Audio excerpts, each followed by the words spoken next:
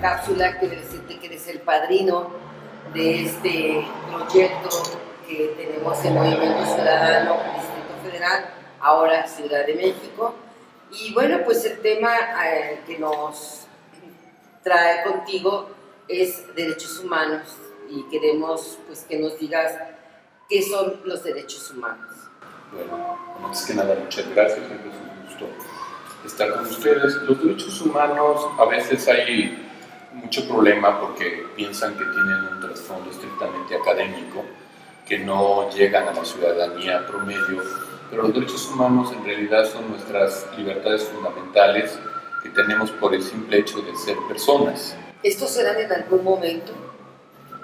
Bueno, es como entrar a un debate de dos corrientes naturalistas que dicen que nace uno con ellos por la simple condición de ser humano, y corrientes positivistas donde llamamos que es a partir de que son reconocidos en documentos oficiales, en productos legislativos, entonces existen. ¿Y qué pasaría con los derechos de los niños entonces si estos en un momento dado no son ciudadanos, por ejemplo? Ellos sí tienen reconocidos sus derechos. Hay todo un marco a nivel internacional en donde hay un documento muy en particular que le llamamos la Carta Internacional de los Derechos Humanos. Esto que le llamamos la Carta en realidad es como un paquete en donde se encuentra la Declaración Universal de los Derechos Humanos de 1948 que se hizo ante Naciones Unidas y donde el Estado mexicano es Estado parte, pero también están considerados los dos pactos internacionales de derechos humanos, derechos civiles y políticos, derechos económicos, sociales y culturales de los años 60, y aparecen 4 convenciones, la que considera también todas las formas de discriminación hacia la mujer, la CEDAW, todas las formas de discriminación racial sobre todo, es la otra convención, y ahí está también la Convención Internacional de los Derechos de los Niños. ¿Qué podríamos considerar de los derechos humanos que son consagrados en algún lado? ¿Alguien los consagra? ¿O por el simple hecho, como decíamos, de nacer, los tienes o necesitas de un documento? Se necesita un reconocimiento a nivel gubernamental para que uno pueda exigir justiciabilidad cuando estos son vulnerados. De lo contrario, no hay manera de poder demandar o poder solicitar la reparación del daño cuando fueron vulnerados tus derechos humanos. Es un proceso largo. Más o menos recordamos que cuando se llevó a cabo la tercera conferencia mundial sobre derechos humanos en Viena, Austria, en 1993, México y muchos países asumieron la obligación de generar programas nacionales de derechos humanos. Por eso desde entonces se elabora uno dentro del Plan Nacional de Desarrollo. Y en teoría, desde el 2000 en adelante, tendría que haber programas de derechos humanos por cada uno de los estados de la República. El futuro está en tus manos, Movimiento Naranja, Movimiento Ciudad. La demanda en materia educativa ha rebasado la oferta. Esto quiere decir que los gobiernos no han presentado las suficientes opciones cuantitativamente y cualitativamente hablando para que nuestras generaciones de jóvenes puedan acceder a tener estudios profesionales y a poder en ese momento también ir planificando la posibilidad de tener un empleo, porque también de nada sirve tener estos estudios, tener estudios de grado, si cuando sales o cuando buscas un trabajo las posibilidades están muy acotadas. En la materia educativa tú sabes que eso es en estudios profesionales, pero también tenemos el problema de la violencia que hay en los espacios escolares, del bullying, que es el acoso escolar, y en eso es necesario empezar a generar instrumentos diagnósticos para poder medir muchas de las variantes que van generando este fenómeno, sobre todo porque se acentúa últimamente más desde las autoridades, desde el magisterio, el profesorado, y allí hay que cubrir muchos problemas estructurales de capacitación, de sensibilización y de educación en derechos humanos. Es un fenómeno que ocurre también en el ámbito laboral. Tú sabes que el moving, o el que te congele, por así decirlo, en el trabajo, el acoso laboral, que no tiene que ver con aspectos sexuales, sino simplemente que te detienen tu sueldo, que te bloquean en posibilidades de que puedas ascender en el escalafón, estructuralmente hablando. Esos aspectos, por ejemplo, faltan datos, ¿sí? porque evidentemente tiene una consecuencia en el desempeño como persona, en tu familia, en el desarrollo personal, en el desarrollo humano, cuando eres víctima de un proceso de esa naturaleza. Incide en datos sobre salud mental. La salud mental en el trabajo, bueno, no solamente en el trabajo, en la escuela, en el trabajo, en tu vida cotidiana, tiene mucho que ver. Hay centros de salud o espacios donde puedas recurrir para poder restablecer digamos, tu salud emocional. No, propiamente no, fuera de que como cualquier persona tengas posibilidad de tomar algunos días, algunas vacaciones, no está contemplado. Tendrían que haber más espacios desde el sector salud que garantizaran las posibilidades de que regreses a tu empleo con otro tipo de energía. Somos ciudadanos libres, convencidos que todo es posible. Somos. ¿Qué tendríamos que hacer para que pudiéramos aminorar? Tiene que ver con estas nuevas formas de trabajo, de globalización y de neoliberalismo. Sí, por supuesto. No olvidemos que a principios de la década del 2000 se comenzó a promover nuevos conceptos, de que hablaban de la nueva cultura laboral, y presentó dos disyuntivas en cómo la leías, ¿no? Porque no era solamente, o no tendría que haber sido el rendimiento y la eficiencia que pudieran darte para cubrir tu trabajo, sin aspectos como el de conciliación laboral y familiar, que es precisamente cómo equilibras los tiempos para poder dedicar también a tu familia, para poder, en el caso de las mujeres, terminar incluso sus estudios, su carrera. Ese tipo de cosas entraban en ese esquema de conciliación familiar y laboral, ¿sí? Pero ha habido muchas resistencias para implementarlo. ¿Qué es lo que le impide poder cumplir con estos derechos, por ejemplo, de los trabajadores? Yo creo que tiene que tomarse conciencia, es un asunto de discusión política, invertir en el rubro de desarrollo social, en lo que tiene que ver con precisamente este tipo de esquemas de conciliación familiar y laboral, ¿no? Por eso decía que le tocaba más como al sistema de desarrollo integral de la familia, porque es directamente qué esquemas tendría que estar generando para cubrir esta demanda de no desarticulación de las familias, pero también garantizar las mismas oportunidades para unos que para otros. Todos atentos, llegó el momento, llegó la hora del movimiento. Todos atentos, llegó el momento, llegó la hora del... Primero es a quien le toca hacer esa labor, ¿no? Y evidentemente es a los gobiernos. Tienen que generar diagnósticos para detectar focos rojos y a su vez empezar a plantear programas de derechos humanos que tienen este carácter transversal porque tocan todos los aspectos de salud, trabajo, educación, vivienda, seguridad pública, medio ambiente, acceso a la cultura, etc. Incluso movilidad. Así es.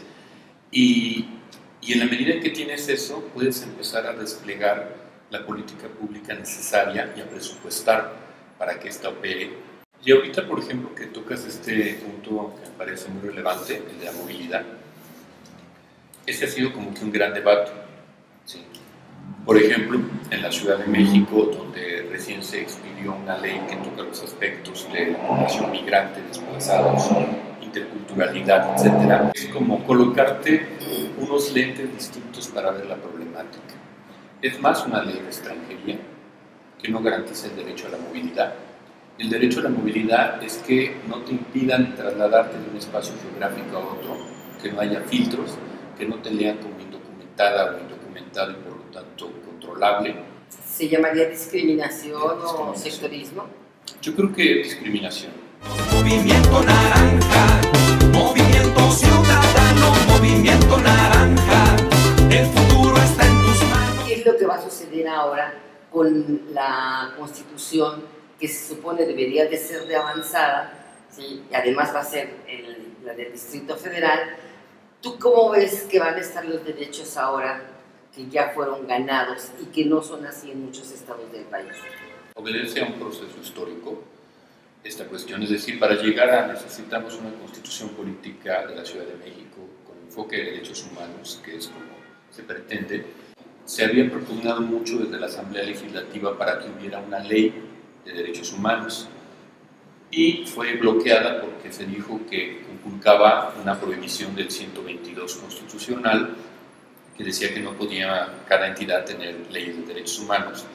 Entonces, pero sí podía tener una ley del programa de derechos humanos, es decir, que garantizara obligatoriedad para las instituciones, para los entes públicos, de lo que te marcaba el programa, qué le tocaba a cada institución hacer, sobre todo frente a las brechas de desigualdad que hay y frente a los sectores en condiciones de vulnerabilidad, que son varios. Entonces, se pretende retomar buena parte de lo que quedó en esa iniciativa en la congeladora, que son algunos puntos, como por ejemplo, que hay una interpretación de la norma apegada al enfoque de derechos humanos. ¿Y esto qué quiere decir? 3 puntos.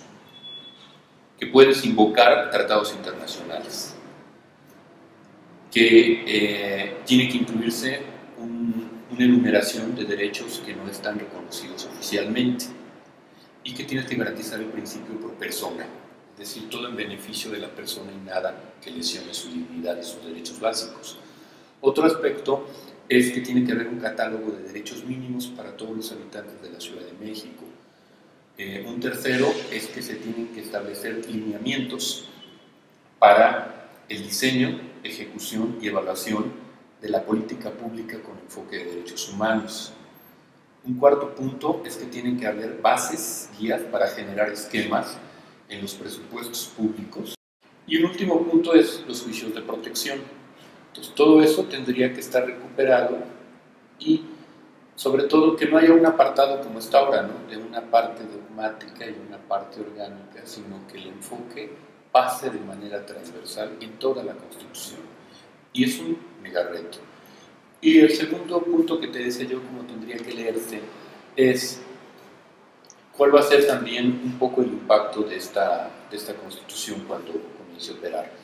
No podemos, y no se va a perder el estatus de capitalidad que tiene, porque está la sede de los poderes en la Ciudad de México, pero sí va a haber una división distinta territorialmente, a nivel de marcaciones políticas, probablemente al llamarse municipios, más que delegaciones, y probablemente una subdivisión. ¿Estas subdivisiones no afectarían los derechos en esta ciudad? Yo creo que va a ser más bien como aprender un nuevo esquema, porque si tenías una demarcación grandísima, no sé, pensemos en GAM o en Iztapalapa, que son de las más grandes, y tú la divides, quiere decir que cada una de esas subdivisiones tendrían que depender de un mismo presupuesto, pero repartido en 3. Y también con la situación de aprender a trabajar en pluralidad, porque a veces algunas de esas 3 podrán ser ganadas por diferentes fracciones políticas partidistas. Entonces es como aprender a ponerse de acuerdo en favor de la ciudadanía. Tú estás como coautor de la actualización del diagnóstico sobre derechos humanos sobre el capítulo de mujeres en el Alto Comisionado de las Naciones Unidas desde el 2007. ¿Qué es lo que va a pasar con los derechos humanos de las mujeres en esta ciudad? Yo creo que una buena parte se van a mantener. Eso no me parece que vaya a haber retroceso, porque además, al menos en teoría, sabemos que cuando están reconocidos en este marco legal está el principio de progresividad de los derechos humanos, que es más para avanzar, pero no para retroceder. Hay cosas que van a demorar muy probablemente. El tema de paridad, que es precisamente... Es un tema central. Es un tema central que tiene que ver con precisamente lograr condiciones igualitarias entre quienes contiendan para cargos de elección popular y obedece, tú lo sabes, que a un asunto de déficit en representación política. Había más hombres que mujeres en estos cargos y ahora a nivel federal está establecido que sea el 50% y 50%, ¿no? Eso es la paridad, viene de pares. Y antes era el sistema de cuotas, lo conocemos. Presenta, yo creo que muchos retos, de carácter ético y cultural, diría yo. Ético para la clase política, para que sus estructuras, sobre todo ejecutivas, reconozcan que no es un asunto optativo, que las mujeres tienen mucho que dar y que aportar como generadoras de conocimiento y transformadoras de realidades, diría yo, porque también es la manera como ejerces el poder, ya no tanto para monopolizar memorizarlo, sino como recurso de transformación de realidades.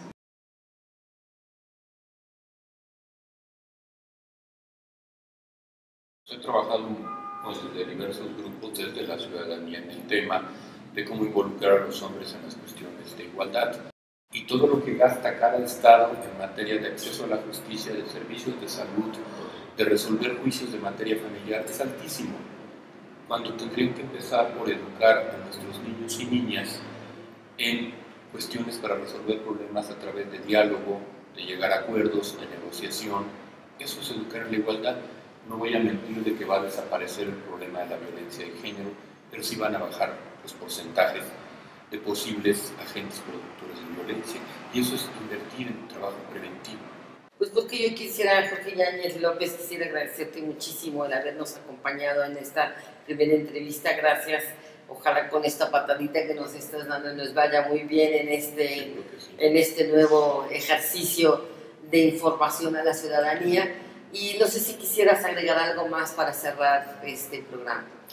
Bueno, únicamente agradecer el espacio para poder compartir algunas cosas, que aprendamos a ver todos y todas a los derechos humanos como aspectos alcanzables, recurribles, justiciables para cualquier ciudadano y ciudadana, y que no es un asunto estrictamente ni de abogados ni de posiciones gubernamentales. Todas y todas tenemos derechos humanos, simplemente hay que conocer desde qué canales, instrumentos y mecanismos podemos hacerlos una realidad cotidiana.